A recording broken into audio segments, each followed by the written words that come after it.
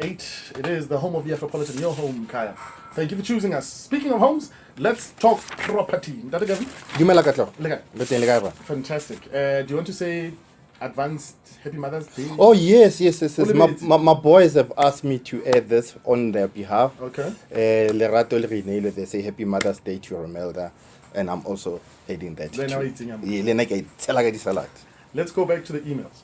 Yes, sir. So we've got 2 emails. One says, the agent charged us 1,000 Rands administration fee and now are charging 200 Rands to do an exit inspection. Is that fair? Does that make sense? What are the rules? And how do we go about reporting rental fraud? Yes. It's all about the mandate. The agent cannot come to your house without him giving the instructions. Okay. And then therefore, upon those instructions, he also explains to you his fees. So if you have agreed on the fees, you've agreed on the fees. If you have not, then it means we must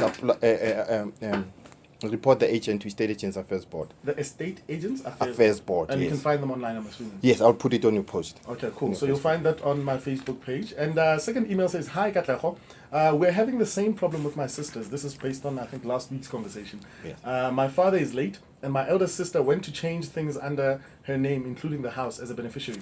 How do we solve that? We are 4 at home. I'm assuming based on this email that there was no conversation about this going and changing the property and putting it under her name. That's correct. Only the executor on behalf of the family can be able to do that. Okay. Then otherwise, if something like this has happened, it is not legal. They must consult an attorney. If they don't have the funds, they must Google a law clinic in their area. Okay, let's get into this week's conversation real quick. Break it down for me. You're comparing it to a vendor. Yes. You're comparing property investment. Yes. Bomkaya, property investment is very easy. Simplify it, don't complicate it.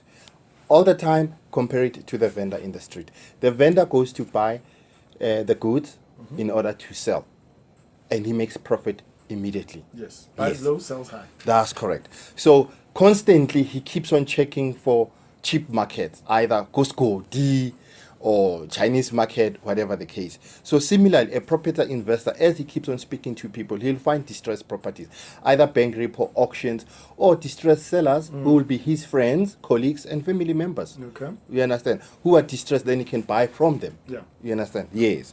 And when you do that, you must remember that you must make profit all the time. There's nothing like you are going to buy a property, then you're going to subsidize it. You are complicating property investment. You should not be subsidizing anything because you got the money from the bank. Every month you should be able to pay that money. And if you've done very well, you can even employ yourself a managing agent who's going to look after your properties because there'll be a fee for him. Or if you do it for yourself, there'll be profit for you. Let me ask you a question that I'm sure is in some of our listeners' minds right now. Yes.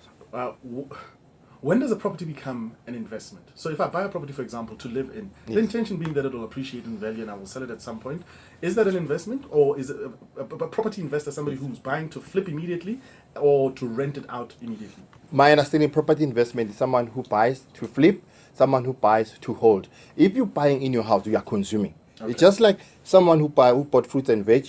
If you sell them, you are trading. Okay. If you consume them, you just consume. There's no investment in that whatsoever. Okay. Yes. Final thoughts, just to simplify property investment? Yes. Guys, some people, they have reckless spending. So they'll normally say, okay, I'm going to buy a property, I'll subsidize it because property increases in value. Okay. Some people will say, I won't have unit trust because I'm subsidizing this property, therefore I'm in control of my investment.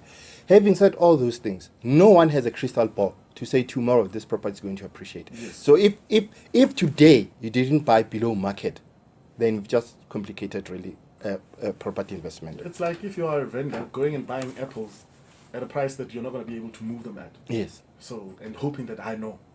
Did I appreciate that? We've got no guarantee. Yes, you've just consumed your apples. So there's no return. You might as well just eat those apples. Yes. So live in that house. Thank you, Katleho. Thank you. As is always, he's going to post on my Facebook page. So he'll put up any of that information or all of that information on the Facebook page. Sports coming up.